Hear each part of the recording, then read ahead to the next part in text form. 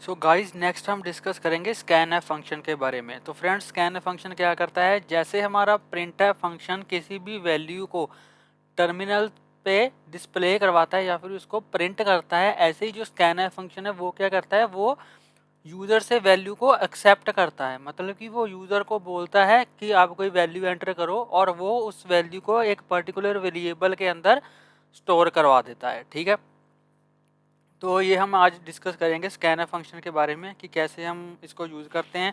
तो जो scanner function है वो भी सबसे पहले तो स्टडियो डॉट एच लाइब्रेरी के अंदर जो है वो डिफाइंड है या फिर डिक्लेयर्ड है। ठीक है, तो उसके लिए उसको यूज़ करने के लिए हमें पहले स्टडियो डॉट एच को यहाँ पे इंक्लूड करना पड़ेगा। तो यहाँ पे मैं लिखूँगा हैश इंक्लूड, ठीक है, और यहाँ पे लिखूँगा स्टडियो डॉट एच।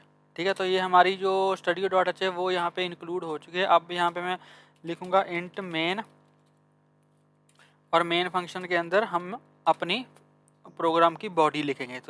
तो लेट्स से इसका सबसे पहले तो यूज़ क्या है वो मैं आपको बताता हूँ कि स्कैनएफ का यूज़ क्या है और इसका फ़ायदा क्या है। ठीक है, लेट्स से अगर मैं यहाँ पे एक वेरिएबल स्टोर करवाऊँ, वेरिएबल यहाँ पे डिक्लेयर करूँ और इसके अंदर 10 मैं इनिशियलाइज करवा दूँ, तो अब अगर मैं इसको प्रिंट करूँ, ठीक है, यहाँ पे मैं लिखूँगा प्रिंट एफ और यहाँ पे लिखूँगा मैं से एक प्रिंट करवा दूँगा value of A is equal to percentage D. ठीक है, अब ये परसेंटेज डी यहाँ पे मैं क्यों लिख रहा हूँ, मैंने अपनी लास्ट वीडियोस में समझाया हुआ है, पहले मैंने समझाया हुआ है। अगर आपको ये नहीं पता तो आप बाकी वीडियोस को फॉलो करो और या फिर पीछे जाकर स्टार्टिंग से देखो कि ये परसेंटेज डी हम क्यों यूज़ करते हैं। तो यहाँ पे मैं लिखूँगा ए।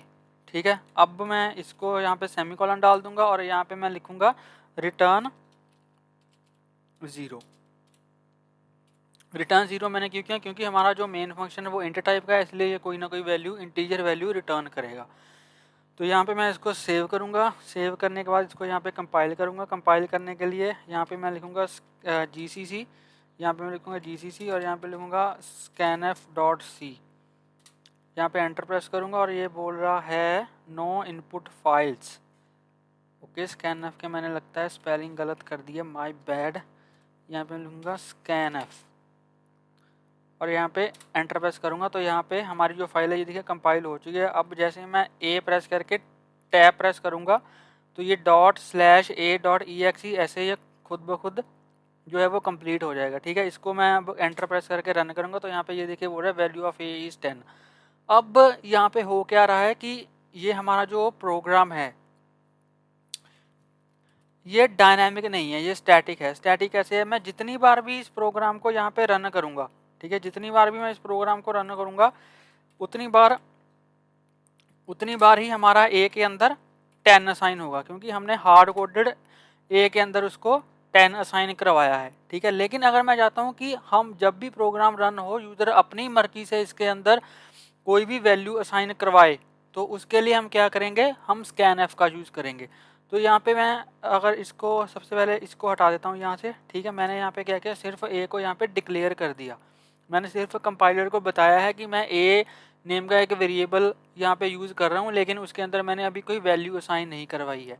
तो वैल्यू हम किससे लेंगे, यूज़र से लेंगे। मतलब कि हम यूज़र को बोलेंगे कि आप कोई भी वैल्यू ए के अंदर असाइन करवा सकते हो। उसके लिए हम क्या करते हैं, हम स्कैनएफ फंक्शन का यूज़ करते हैं। तो यहाँ पे मैं लिखूँगा स्कैनएफ के अंदर सबसे पहले मैं यहाँ पे एक मैसेज प्रिंट करवाऊँगा। यहाँ पे मैं लिखूँगा प्रिंट एफ और यहाँ पे मैं लिखूँगा enter value of A, enter any integer, या फिर ऐसे लिखूँगा enter any integer value for ए। ठीक है, और यहाँ पे स्कैनएफ के अंदर यहाँ पे मैं क्या करूँगा, यहाँ पे मैं लिखूँगा परसेंटेज डी। अब परसेंटेज डी मैं क्यों लिख रहा हूँ, क्योंकि हमने इंटीजर टाइप की वैल्यू को इंसर्ट करवाना है, इसलिए परसेंटेज डी हम यहाँ पे यूज़ कर रहे हैं। और यहाँ पे मैं कॉमा डाल के लिखूँगा एंड ए। ठीक है, अब ये एंड का क्या मतलब है, ए का मतलब तो ये है कि हम ए के लिए यहाँ पे वैल्यू यूज़र से मांग रहे हैं, मतलब कि जो भी यूज़र वैल्यू एंटर करेगा वो ए के अंदर असाइन हो जाएगी। अब ये एंड का मतलब, इसका मतलब क्या है, इसको हम सी के अंदर बोलते हैं एड्रेस ऑपरेटर। मतलब कि हम यहाँ पे ए वेरिएबल हमने यहाँ पे डिफाइन किया है, तो इसका मतलब कि ये हमारे कंप्यूटर के अंदर किसी ना किसी मेमोरी लोकेशन पे क्रिएट हुआ होगा। तो एड्रेस ऑफ ए का मतलब, एड्रेस का मतलब कि हम यहाँ पे कंपाइलर को ए वेरिएबल की मेमोरी लोकेशन दे रहे हैं कि इस मेमोरी लोकेशन के अंदर जो भी यूज़र वैल्यू एंटर करेगा वो इस वाली मेमोरी लोकेशन पे आप सेव कर दो। तो यूज़र जैसे ही यहाँ पे कोई वैल्यू एंटर करेगा वो इस वाली मेमोरी लोकेशन पे, ए की मेमोरी लोकेशन पे जाके स्टोर हो जाएगी और हम उसको यहाँ पे प्रिंट करवा देंगे। ठीक है, तो ये यूज़ होता है स्कैनफ फंक्शन का। अगर यूज़र से हम कहें कि आप किसी वैल्यू को एंटर करो तो वो हम कैसे कहेंगे, by the use of scan function. ठीक है जी, तो चलिए इसको अब रन करके देखते हैं। इसको मैं सेव करूँगा। सेव करने के बाद अब इसके अंदर मैं जो भी वैल्यू एंटर करूँगा, सबसे पहले तो इसको कंपाइल करूँगा। कंपाइल करने के बाद अब मैं जैसे ही इसको रन करूँगा तो ये देखिए यहाँ पे बोल रहा है enter any integer value for ए। ठीक है, तो लेट्स से अगर मैं यहाँ पे 49 सॉरी मैंने एंटर किया, 49 एंटर किया, तो जैसे ही मैं एंटर प्रेस करूँगा तो यहाँ पे ये देखिए आ रहा है वैल्यू ऑफ ए इज़ 49। अब अगर मैं दोबारा से इसको रन करूँगा, अब लेट्स से यहाँ पे मैंने डाल दिया 46, तो मैं एंटर प्रेस करूँगा तो यहाँ पे ये देखिए आ रहा है वैल्यू ऑफ ए इज़ 46। तो ये हमारा जो प्रोग्राम है वो डायनामिक हो गया, मतलब कि अब हम रन टाइम पे यूज़र से वैल्यू कोई भी एंटर करवा सकते हैं। ठीक है, अगर हम मल्टीपल वेरिएबल्स में वैल्यूज एंटर करवाना चाहें, लेट्स से मैंने एक इंटीजर टाइप का और वेरिएबल ले लिया, लेट्स से बी ले लिया। ठीक है, मैं बी के अंदर भी करवाना चाहता हूँ, तो यहाँ पे लिखूँगा enter any integer value for A and B. अब यहाँ पे मैं दो इंटीजर वैल्यूज एंटर करवा रहा हूँ यूज़र से, तो यहाँ पे इसलिए यहाँ पे मैं 2 बारी %d डाल दूंगा। ठीक है, और यहाँ पे मुझे एड्रेस ऑफ बी भी देना पड़ेगा क्योंकि हम बी में भी एक वैल्यूज एंटर करवाएंगे, तो इसलिए यहाँ पे हमने बी का एड्रेस भी दे दिया। अब यहाँ पे लूँगा value of A and B is, यहाँ पे मैं 2 बारी %d लिखूँगा क्योंकि 2 बारी मैं करवा रहा हूँ इंटीजर वैल्यू को प्रिंट, और यहाँ पे मैं लूँगा ए और यहाँ पे लिख दूँगा बी। ठीक है, तो चलिए इसको करके देखते हैं। इसको मैं सेव किया, सेव करने के बाद इसको दोबारा से कंपाइल करूँगा। कंपाइल ये हो गया है, अब इसको मैं रन करूँगा। ठीक है, तो यहाँ पे ये बोल रहा है enter any integer value for A and B. सबसे पहले मैं ए के लिए वैल्यू डाल दूंगा, लेट्स से 39। अब जो मुझे सेकंड वैल्यू डालनी है, ठीक है, उसके लिए या तो मैं स्पेस डालकर सेकंड वैल्यू दूंगा, अगर मैं लेट्स से स्पेस डालकर 56 दूँ तो यहाँ पे एंटर प्रेस करूँ तो यहाँ पे ये देखिए इसने क्या कर दिया, value of A and B, ये इसने 39 और 56 को बिल्कुल साथ साथ कर दिया। ठीक है, लेट्स से अगर मैं यहाँ पे टैब दबा दूँ तो यहाँ पे इसके बीच में स्पेस आ जाएगी, दोनों वैल्यूज़ के बीच में स्पेस आ जाएगी।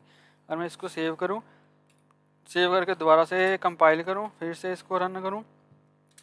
अब मैं दोबारा से वैल्यू डालूँ, पहली वैल्यू 48 डाल दी, उसके बाद अगर मैं स्पेस डालकर बी की वैल्यू डालूँ लेट्स से 56 और यहाँ पे एंटर प्रेस करूँ तो यहाँ पे ये देखिए दोनों वैल्यूज़ के बीच में यहाँ पे स्पेस आ चुकी है।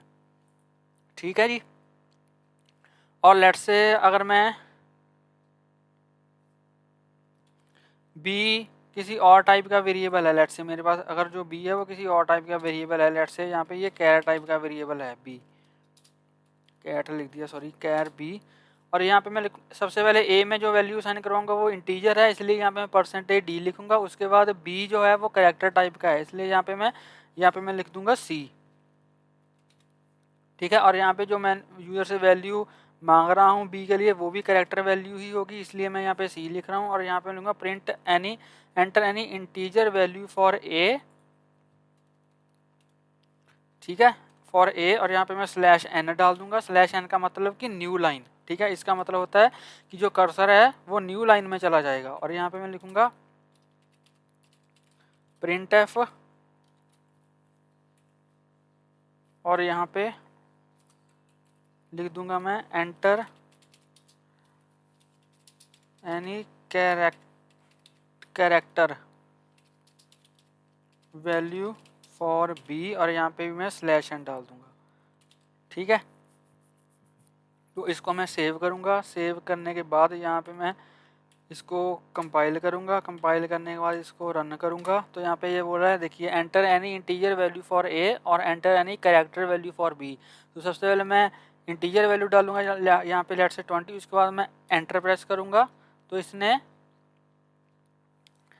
क्या किया, मैंने एंटर प्रेस कर दिया तो इसने क्या किया, ए की वैल्यू यहाँ पे ले ली लेकिन बी की नहीं ली। ठीक है, तो इसके लिए यहाँ पे मुझे क्या करना पड़ेगा, मुझे एंटर नहीं प्रेस करना, मुझे स्पेस प्रेस करनी है ताकि वो बी की वैल्यू भी हमें एंटर करने का चांस दे।